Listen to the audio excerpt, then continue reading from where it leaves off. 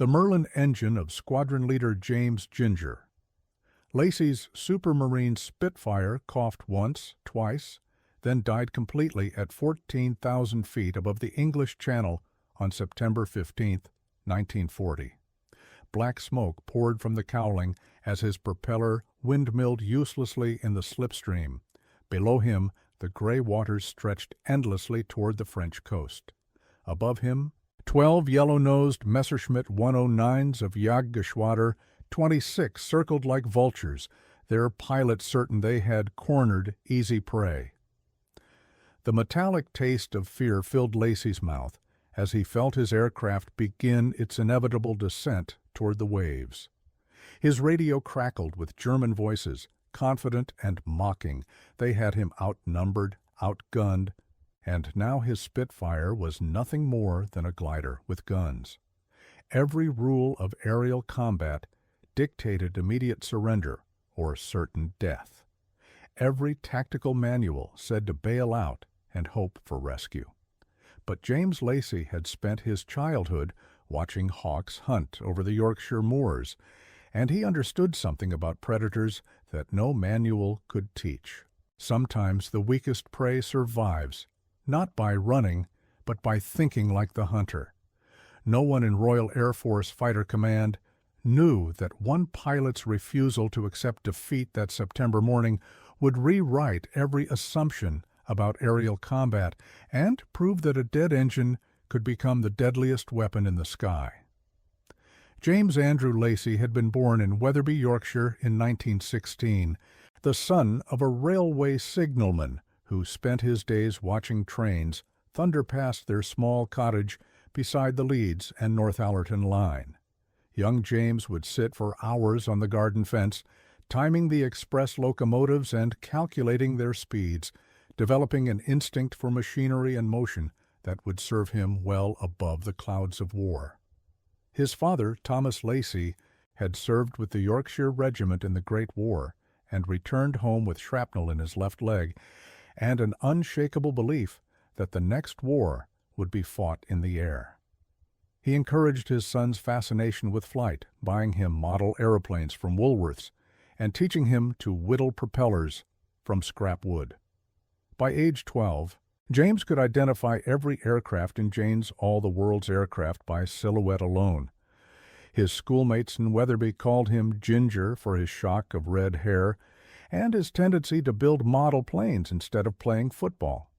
They had no idea they were watching a future ace develop the spatial reasoning that would one day save Britain itself.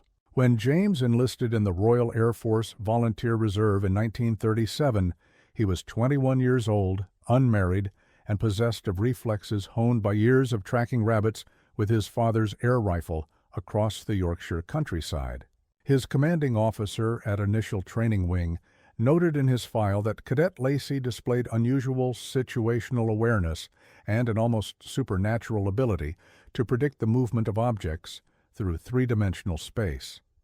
What the officer could not have known was that James Lacey had been unconsciously studying physics and predatory behavior every day of his Yorkshire childhood, preparing for a moment of crisis that lay 3 years in the future above the killing waters of the English Channel. Royal Air Force training at flying schools in Turnhill and Cranwell revealed James Lacey to be a pilot of exceptional natural ability but questionable adherence to regulations. His instructors praised his instinctive feel for aircraft handling and his uncanny ability to position his fighter for maximum advantage in mock combat. But they worried about his tendency to ignore standard attack formations and develop his own tactical approaches. Flight Lieutenant Morrison wrote in Lacey's evaluation that the young pilot demonstrates extraordinary skill in aerial gunnery and aircraft handling, but shows concerning independence in tactical decision-making that may prove problematic in squadron operations. During advanced training on Hawker Hurricanes, Lacey consistently scored highest in his class for accuracy and aircraft control, but he frustrated his instructors by refusing to follow prescribed attack patterns. Instead, he would study the behavior of his training partners, memorize their habits and reflexes, then exploit their predictability with attacks that came from impossible angles. His fellow trainees began to call him Ghost because of his ability to appear in their blind spots without warning. When posted to No. 65 Squadron at RAF Hornchurch in April of 1940, Pilot Officer Lacey carried with him a reputation as a gifted but unconventional pilot who might either become an ace or get himself killed by ignoring orders. His squadron commander, Squadron Leader Robert Stanford Tuck, decided to channel Lacey's independence rather than suppress it, assigning him to fly as a rover pilot who would patrol independently while the rest of the squadron maintained formation discipline. No one suspected that this decision would place James Lacey in exactly the position he needed to discover a new form of aerial warfare that would change fighter combat forever. The Battle of Britain had been raging for 2 months by September of 1940, and the mathematics of attrition were beginning to favor the German Luftwaffe. Hermann Göring's air fleets had been systematically targeting Royal Air Force airfields, radar stations, and aircraft factories with devastating effectiveness. Fighter Command was losing pilots faster than training schools could replace them, and experienced squadron leaders like Stanford Tuck were being forced to send 19-year-old pilots into combat with less than 20 hours of operational flying time. The German strategy was brutally simple: destroy Britain's ability to defend itself from the air, then launch Operation Sea Lion, the invasion of the British Isles. Reichsmarschall Göring had boasted to Hitler that his bombers and fighters would sweep the Royal Air Force from the skies within weeks, clearing the way for German paratroopers and amphibious forces to establish beachheads along England's southern coast. By early September, German intelligence estimated that Fighter Command had fewer than 700 operational aircraft remaining, while the Luftwaffe could still field over 2,000 bombers and fighters from airfields across occupied France, Belgium, and Norway. The odds were approximately 3-1 in Germany's favor, and getting worse each day as British aircraft factories struggled to replace losses. Air Chief Marshal Hugh Dowding, commanding Fighter Command from his headquarters at Bentley Priory, was fighting a defensive battle with dwindling resources and increasingly desperate tactics. His pilots were flying multiple sorties per day, engaging German formations that often outnumbered them 5 or 6 to 1. Survival had become a matter of mathematics, and the numbers were running against Britain. But Dowding and his pilots possessed advantages that no German planner had calculated. Intimate knowledge of their own airspace, the world's most advanced radar system, and pilots like James Lacey, who refused to accept that mathematical disadvantage meant inevitable defeat. September 15, 1940, began with heavy fog over southeast England that gradually lifted to reveal clear skies and perfect flying weather. German meteorologists had predicted the same conditions over the Channel, and Luftwaffe planners had scheduled the largest daylight raid of the entire battle. Over 1,000 German aircraft would cross the English coastline in waves, targeting aircraft factories, ports, and Royal Air Force installations from Kent to Yorkshire. The first formations began assembling over Calais at 1000 hours, their engines creating a distant thunder that could be heard across the Channel in Dover. RAF radar stations along the coast tracked the buildup with growing alarm, reporting formations of unprecedented size moving toward British airspace. At RAF Hornchurch, Squadron Leader Stanford Tuck received orders to scramble every available aircraft to intercept the incoming raid. 65 Squadron could muster only 8 operational Spitfires that morning, including James Lacey's machine, serial number P7356, which had been patched and repatched after dozens of previous engagements. Lacey performed his pre-flight inspection with characteristic thoroughness, checking control surfaces, ammunition loads, and fuel levels while ground crews warmed the Merlin engine. His aircraft carried the standard armament of 8 Browning machine guns and enough ammunition for approximately 15 seconds of continuous firing. Against formations of 50 or more German aircraft, Such firepower would have to be used with surgical precision. As he strapped himself into the cockpit, Lacey could hear the distant rumble of German engines growing stronger across the channel. The mathematics of aerial combat dictated that he and his 7 squadron mates would soon be engaging odds of 10 or 12 to 1. Standard Royal Air Force tactical doctrine called for coordinated attacks on bomber formations while avoiding engagement with escort fighters whenever possible. But James Lacey had been studying the behavior of German pilots for months, and he had noticed patterns in their tactics that suggested vulnerabilities his superiors had not yet recognized. He had no idea that he was about to discover the most important tactical innovation in the history of fighter combat. The first contact came at 12,000 feet as 65 Squadron climbed through broken cloud cover south of Canterbury. Squadron leader Stanford Tuck's voice crackled over the radio with the traditional warning, "Tally-ho, bandits 12 o'clock high, many aircraft." Ahead and above them, the sky was dark with German aircraft. Heinkel 111s and Dornier 217s in tight defensive formations, escorted by swarms of Messerschmitt 109s that wove protective patterns above and around the bomber stream.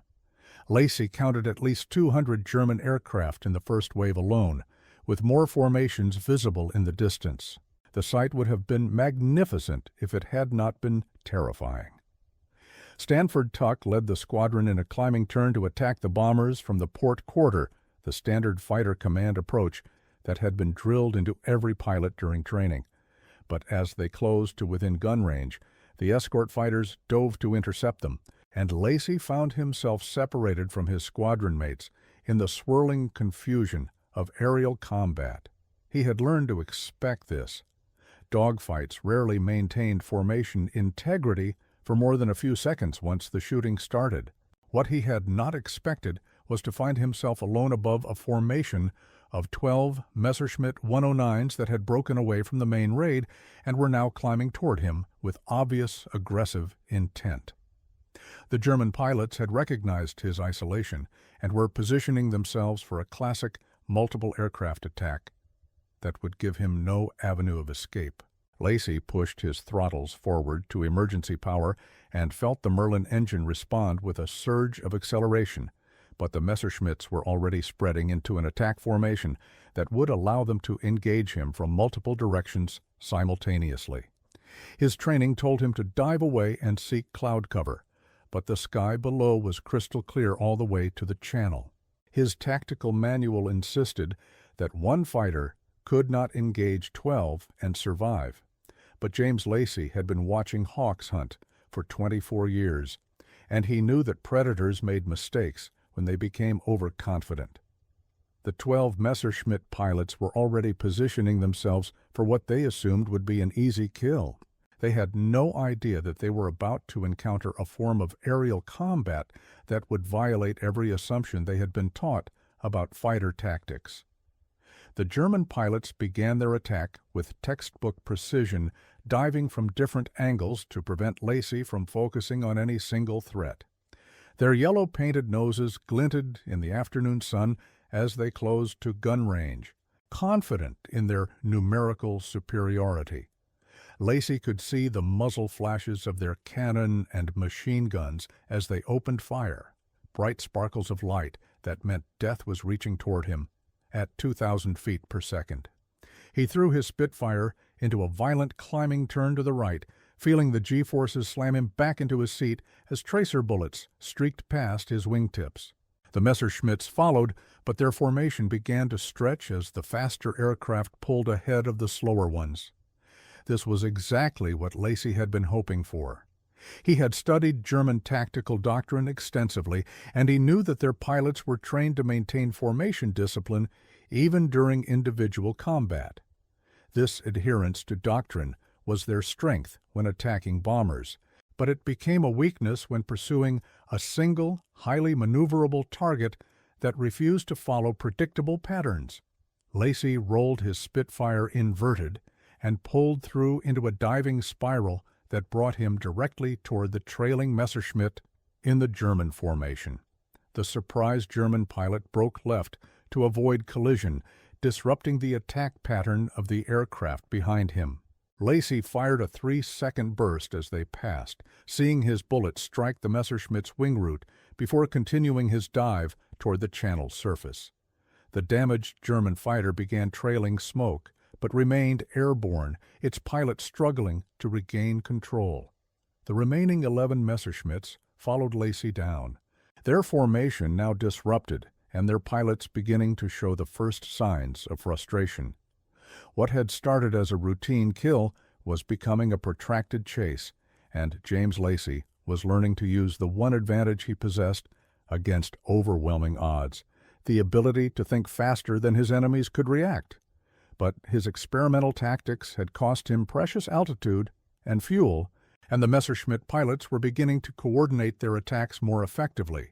He needed something more than evasive maneuvering to survive the next few minutes. At 8,000 feet above the channel, Lacey attempted a climbing attack against the closest Messerschmitt, but his engine began running roughly as he pulled maximum power from the Merlin. Black smoke started streaming from his exhaust stacks, and he could feel vibration through the airframe that indicated serious internal damage. The constant high-G maneuvering and emergency power settings had pushed his aircraft beyond its design limits, and now the price was becoming apparent. His oil pressure gauge showed dropping readings, and the cylinder head temperature was climbing toward the red line that meant imminent engine failure. The 12 Messerschmitt pilots recognized his mechanical problems immediately and began closing for the final attack, confident that their wounded prey could no longer maintain the violent evasive action that had frustrated their previous attempts. Squadron leader Joachim Müncheberg, commanding the German formation, radioed his pilots to maintain pressure but conserve ammunition for the killing shots. From his perspective, the engagement was essentially over. The British pilot was trapped in a disabled aircraft with nowhere to run and no possibility of assistance. What Müncheberg could not have predicted was that James Lacey had been unconsciously preparing for exactly this situation every day of his Yorkshire childhood, watching hawks and kestrels hunt over the moors, and learning that successful predators sometimes became careless when victory seemed certain. The German pilots were positioned perfectly for their final attack, but their very perfection was about to become their greatest vulnerability. At that moment, Lacey's engine gave a final cough and died completely, leaving him in a powerless glider at 7,000 feet above the killing waters of the English Channel.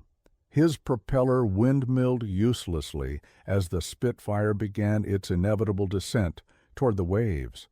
But instead of panic, James Lacey felt a strange calm settle over him as he realized that losing his engine had just given him the one tactical advantage that might allow him to survive against impossible odds. The sudden silence in Lacey's cockpit was profound after hours of continuous engine noise, broken only by the whisper of wind over his wings and the distant sound of 12 Messerschmitt engines growing closer. His altimeter showed 6,500 feet and unwinding steadily as the Spitfire glided towards the channel surface. Standard procedure called for immediate bailout at sufficient altitude to ensure parachute deployment, but Lacey found himself calculating glide ratios and descent rates with the same instinctive mathematics he had used to time trains in Yorkshire 20 years earlier. A Spitfire with a dead engine had a glide ratio of approximately 8-to-1, meaning he could travel 8,000 feet horizontally for every 1,000 feet of altitude lost.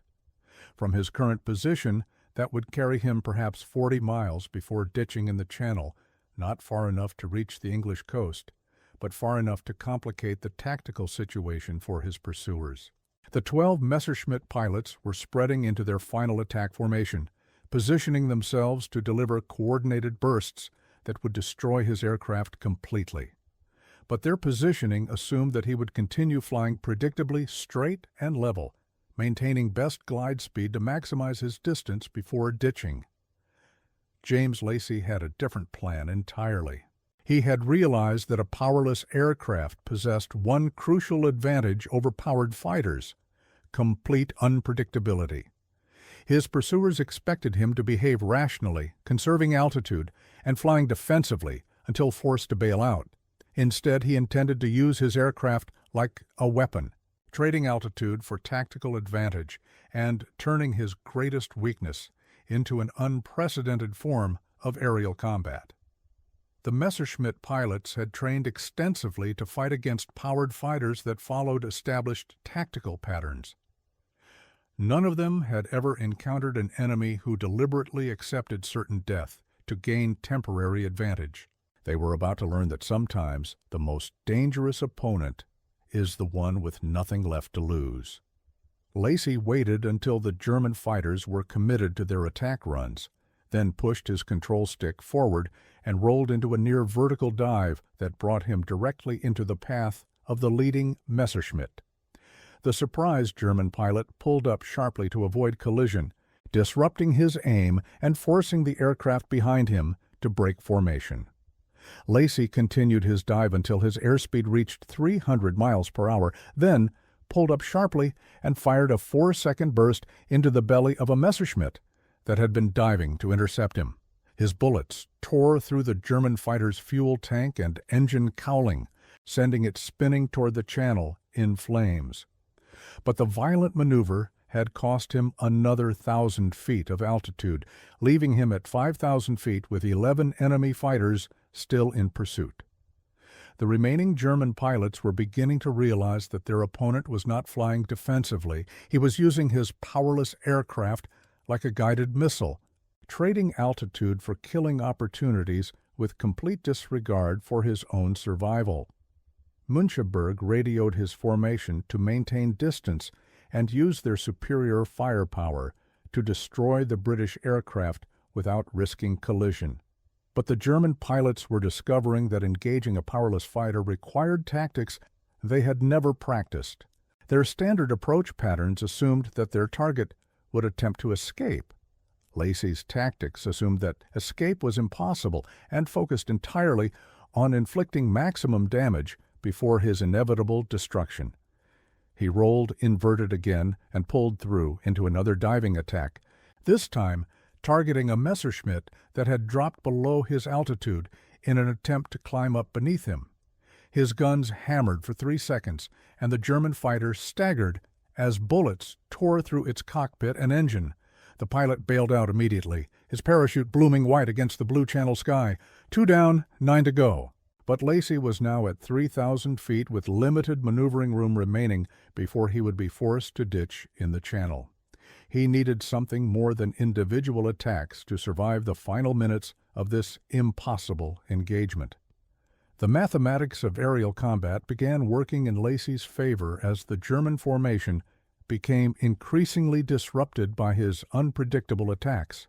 Fighter pilots are trained to maintain situational awareness of all aircraft in their immediate area, but the Messerschmitt pilots were discovering that tracking a powerless fighter required constant recalculation of intercept courses and attack angles. Lacey's aircraft was no longer following the predictable flight path of a powered fighter. Instead, it was behaving like a piece of guided debris, appearing suddenly in unexpected positions and forcing constant defensive maneuvers that broke up the German formation. Müncheberg found himself issuing increasingly frustrated orders to his pilots, who were having difficulty coordinating attacks against a target that seemed to violate the basic laws of aerial combat. The remaining 9 Messerschmitts were now scattered across several thousand feet of altitude and distance, their careful formation discipline destroyed by 20 minutes of chasing an enemy who refused to die, according to established tactical principles. This dispersion was exactly what Lacey had been working toward. He had learned from watching hawk hunts over Yorkshire that predators became vulnerable when they lost coordination and began competing with each other for the kill. The Messerschmitt pilots were still dangerous individually, but they were no longer operating as a coordinated formation, and their growing frustration was leading to increasingly reckless attacks. At 2,000 feet above the channel, Lacey executed his most audacious maneuver yet. He deliberately stalled his aircraft and fell into a spin, then recovered at the last possible moment to fire a deflection shot at a Messerschmitt that had overshot his position during its attack run. His bullet struck the German fighter's port wing, damaging its aileron and forcing the pilot to struggle for control. The damaged aircraft limped away from the engagement, its pilot more concerned with reaching friendly territory than continuing the attack.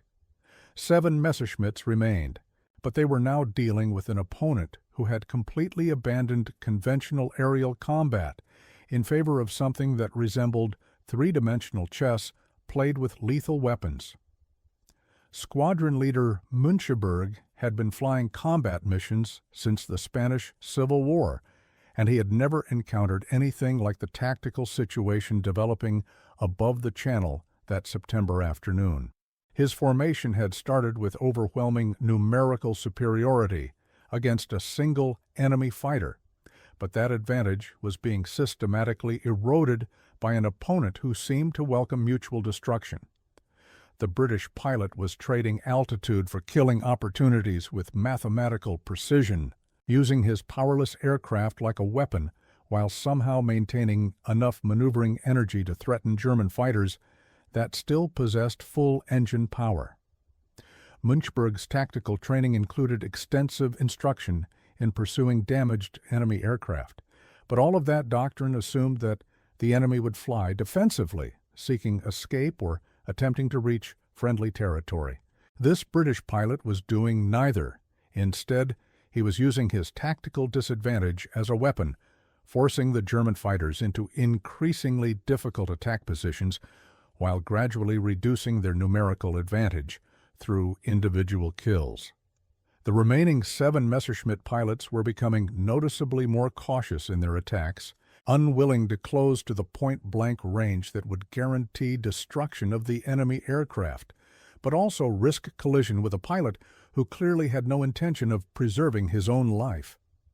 This caution was exactly what Lacy needed to extend the engagement long enough to reach the English coast.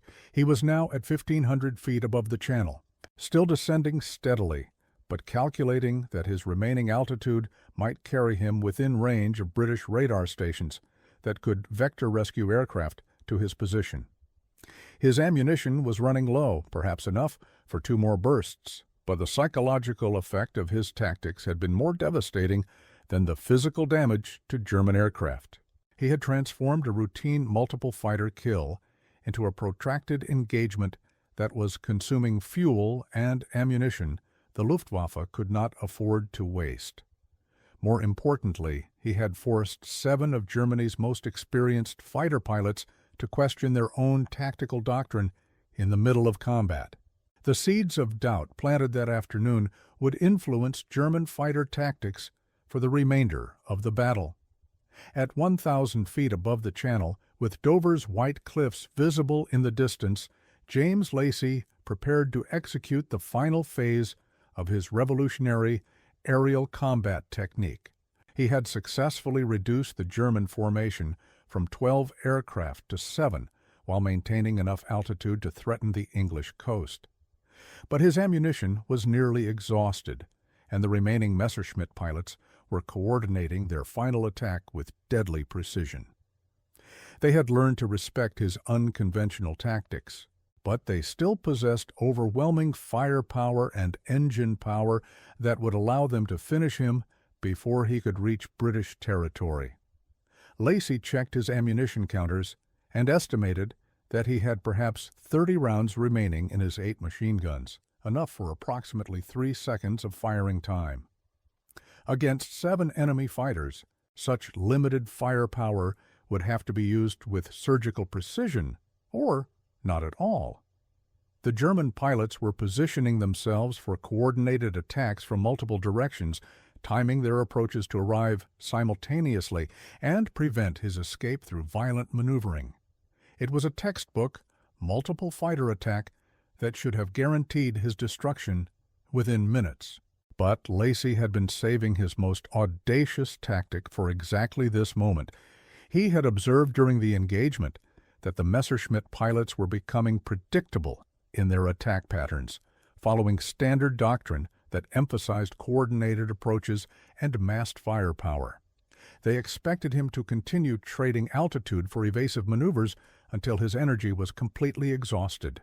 Instead, he intended to use his final advantage, the element of complete surprise, to achieve something that no fighter pilot in history had ever attempted: a powerless aircraft attack against multiple enemy fighters in coordinated formation. The physics seemed impossible, but James Lacey had been calculating angles and velocities since childhood, and he believed that one perfectly timed maneuver could turn certain defeat into legendary victory. The final attack began with Müncheberg leading 3 Messerschmitts in a diving approach from the port quarter, while the remaining 4 German fighters climbed to attack from starboard and above.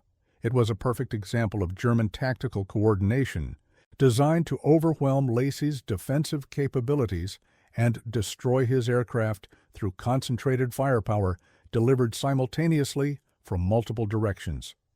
The German pilots opened fire at 600 yards, filling the air around Lacey's Spitfire with cannon shells and machine gun bullets that should have torn his aircraft apart within seconds. But instead of attempting to evade the attack, Lacey did something that violated every principle of defensive aerial combat. He turned directly into the most dangerous threat, aiming his powerless aircraft like a guided missile at Müncheberg's diving Messerschmitt. The 2 fighters closed at a combined speed of over 600 miles per hour on a collision course that would destroy both aircraft in a spectacular fireball. Müncheberg pulled up sharply to avoid impact, disrupting his aim and forcing the 3 aircraft behind him to break off their attacks to avoid mid-air collision. At that exact moment, with the German formation scattered and confused by his apparent suicide attack, Lacey rolled inverted and pulled through into a diving turn that brought him into perfect firing position behind the 4th Messerschmitt in the starboard formation. His final burst of machine gun fire lasted exactly 3 seconds and struck the German fighter's engine and cockpit with devastating effect. The Messerschmitt exploded in a ball of flame and debris that scattered across the channel surface. But Lacey's violent maneuvering had exhausted the last of his aircraft's energy, leaving him at 300 feet above the water with no ammunition, no engine power, and no altitude remaining for further combat. The 6 surviving German fighters reformed above him, positioning themselves to deliver the coup de grace that would end the most extraordinary individual aerial combat in the history of warfare. James Lacey prepared to ditch his aircraft in the channel, knowing that he had achieved something unprecedented. He had engaged 12 enemy fighters in single combat, destroyed 4 of them, and forced the remainder to expend so much time and ammunition that their original mission was compromised. But his greatest achievement was still ahead of him. Royal Air Force Squadron Leader Robert Stanford Tuck had been monitoring radio transmissions from the engagement while leading the remainder of 65 Squadron against German bomber formations over Kent. He had heard enough fragmentary reports to understand that one of his pilots was engaged in single combat against overwhelming odds somewhere over the channel. When radar stations reported a single aircraft limping toward Dover at low altitude pursued by multiple German fighters, Stanford Tuck immediately vectored 4 Spitfires to investigate. What they found defied every assumption about aerial combat that had been developed since the Wright brothers first flew in 1903. A powerless British fighter was being pursued by 6 Messerschmitt 109s at wave-top height, but instead of the routine execution they expected to witness, the British pilot was somehow maintaining enough maneuvering energy to threaten his pursuers, even without engine power. Flight Lieutenant Peter Brothers, leading the rescue formation, later wrote in his combat report that watching Lacey fight was like seeing a dead man refuse to lie down. The 4 rescue Spitfires arrived just as the German fighters were positioning for their final attack, diving out of the afternoon sun with guns blazing. The Messerschmitt pilots, already frustrated and low on fuel after 30 minutes of inconclusive combat, broke off immediately and headed for France. Lacy ditched his powerless Spitfire in the channel 3 miles off Dover, executing a perfect belly landing that allowed him to escape the aircraft before it sank. He was rescued by RAF Air Sea Rescue Launch number 107 within 20 minutes, suffering only minor injuries and extensive saltwater exposure. But the true significance of his achievement would not become apparent until intelligence officers began analyzing German radio intercepts and pilot debriefings from the engagement. What they discovered would revolutionize aerial combat doctrine for the remainder of the war and establish principles that are still taught to fighter pilots today. The German pilots who survived their encounter with James Lacy returned to their airfield at Wissant with a story that their commanding officers initially refused to believe. Müncheberg's combat report described an engagement with a British fighter that had continued effective combat operations for over 30 minutes after suffering complete engine failure, destroying 4 German aircraft and severely damaging 2 others while operating as a glider. The mathematics seemed impossible. Powered fighters were supposed to possess overwhelming advantage over unpowered aircraft, and single fighters were not supposed to survive engagement with formations of 12 enemy aircraft under any circumstances. But radio intercepts confirmed the German pilots' accounts, and British intelligence began studying the tactical implications of what became known as the Dover incident. Analysis revealed that Lacy's improvised tactics had exploited fundamental assumptions in German fighter doctrine that had not been questioned since the Spanish Civil War. German pilots were trained to engage enemy aircraft that followed predictable flight patterns based on maintaining altitude, airspeed, and formation integrity. When faced with an opponent who deliberately sacrificed all 3 principles in favor of unpredictable attack opportunities, their tactical doctrine became counterproductive. More significantly, the engagement had consumed enormous quantities of German fuel and ammunition while achieving minimal strategic results. The 6 surviving Messerschmitts returned to France with empty fuel tanks and depleted ammunition loads, effectively removing them from further operations that day. Müncheberg's formation had been assigned to escort bombers attacking aircraft factories in Kent, but their prolonged engagement with a single British fighter meant that German bombers had to abort their mission and return to France without accomplishing their objectives. From a strategic perspective, James Lacy's refusal to accept defeat had prevented significant damage to British war production facilities, while eliminating 4 experienced German pilots and their aircraft. But the most important result of the engagement was its effect on German pilot morale and tactical confidence. Word of the Dover incident spread rapidly through Luftwaffe fighter squadrons stationed across occupied Europe, carried by pilots who had heard Müncheberg's radio transmissions during the engagement. The story grew with each retelling, but the essential facts remained consistent. A British pilot in a powerless aircraft had engaged 12 German fighters and survived. For pilots who had been taught that German aircraft and tactics were superior to anything the Royal Air Force could field, the implications were disturbing. If British pilots were willing to continue fighting under impossible circumstances, achieving tactical success through sheer determination and innovative thinking, then the air war over Britain might not be won as easily as Reichsmarschall Göring had predicted. German pilots began reporting increased wariness when engaging damaged or apparently disabled British aircraft, unwilling to close to point-blank range for fear of encountering another pilot like Lacy. This caution reduced the effectiveness of German attacks and increased survival rates for Royal Air Force pilots throughout the remainder of the Battle of Britain. Fighter command intelligence officers noted the change in German tactics within days of the Dover incident, reporting that enemy pilots were maintaining greater distances during attacks and showing less aggressive pursuit of damaged British aircraft. The psychological impact of one pilot's refusal to surrender had influenced the behavior of hundreds of German aircrews, demonstrating that individual acts of heroism could achieve strategic effects far beyond their immediate tactical results. But James Lacey's greatest contribution to victory would come through the systematic study and application of his improvised tactics by Royal Air Force training schools and operational squadrons. Air Chief Marshal Hugh Dowding ordered a complete analysis of the Dover incident within 48 hours of Lacey's rescue, recognizing that the engagement contained lessons that could influence the outcome of the entire Battle of Britain.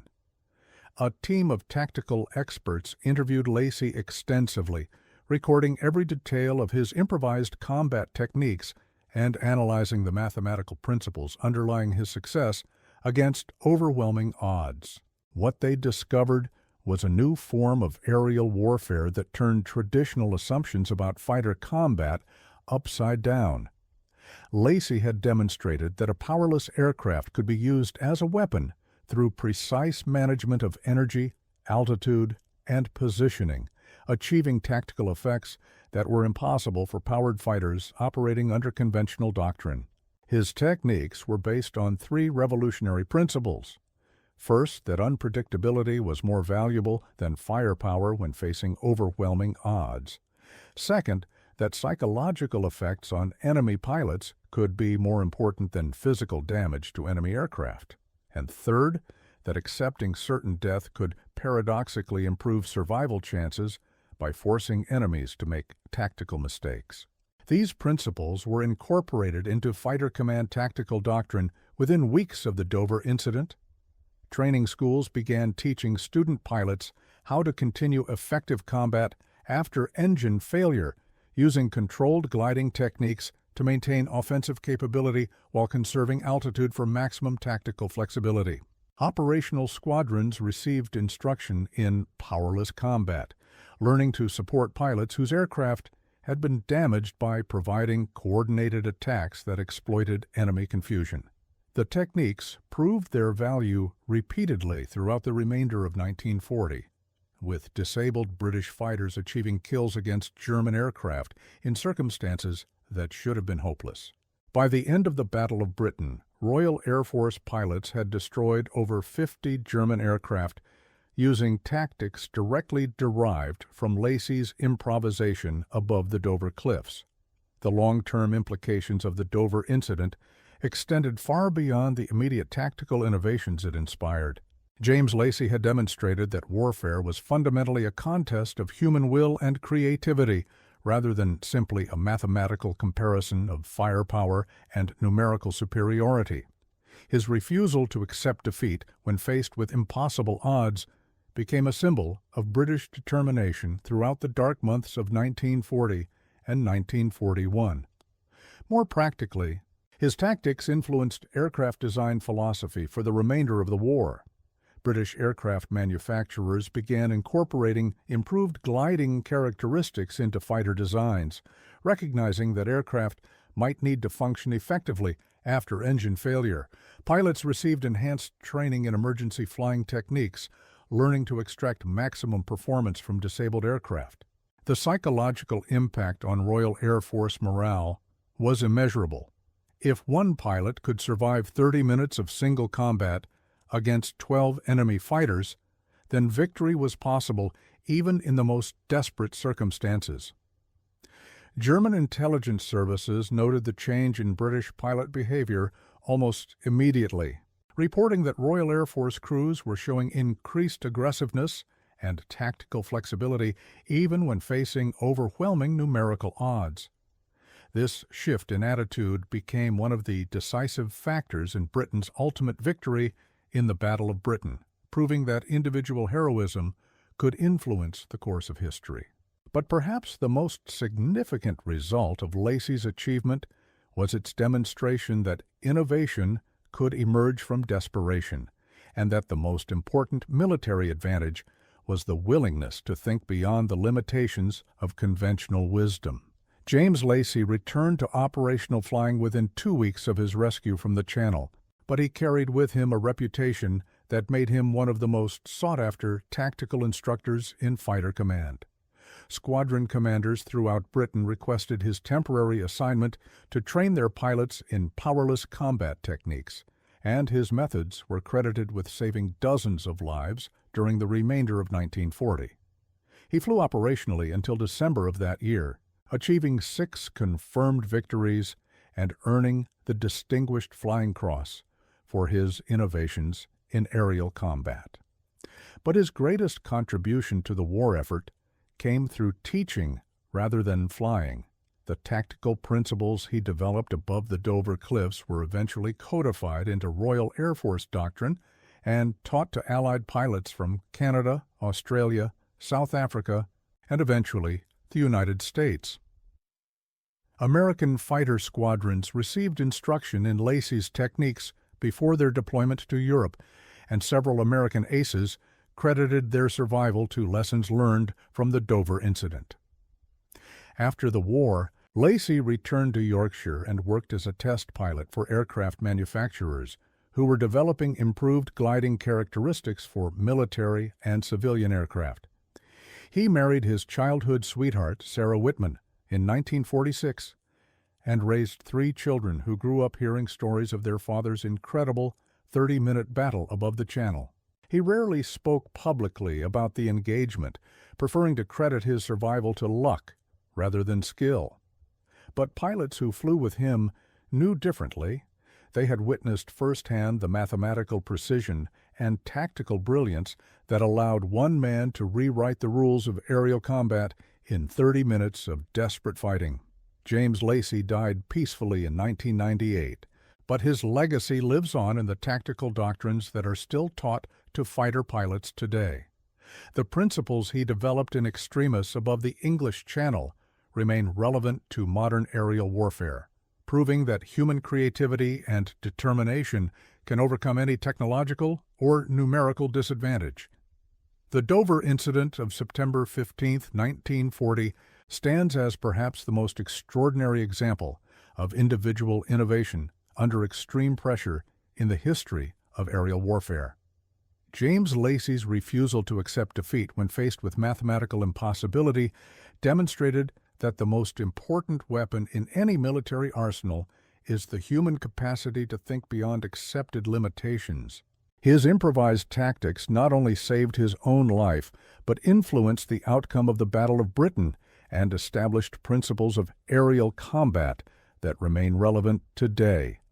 The engagement proved that warfare is ultimately determined not by numbers or technology, but by the willingness of individuals to sacrifice everything in defense of what they believe is right. Lacey's 30-minute battle against overwhelming odds became a symbol of British resistance during the darkest period of World War II, inspiring a generation of pilots to continue fighting even when victory seemed impossible. His story reminds us that the greatest heroes are often ordinary people who find themselves in extraordinary circumstances and refuse to accept that courage has limits. In an age of advanced technology and mathematical precision in warfare, the Dover incident stands as proof that human creativity and determination remain the ultimate decisive factors in any conflict. James Lacey flew into history above the English Channel on a September afternoon in 1940, armed with nothing but a powerless aircraft and an unshakable belief that one person could make a difference. His legacy challenges every generation to ask the fundamental question that determines the outcome of all human conflicts. When faced with impossible odds and certain defeat, would you surrender to mathematical probability, or would you choose to fight like James Lacey? Share this story and honor the memory of those who proved that heroism has no limits and that sometimes the greatest victories come from refusing to accept that defeat is inevitable.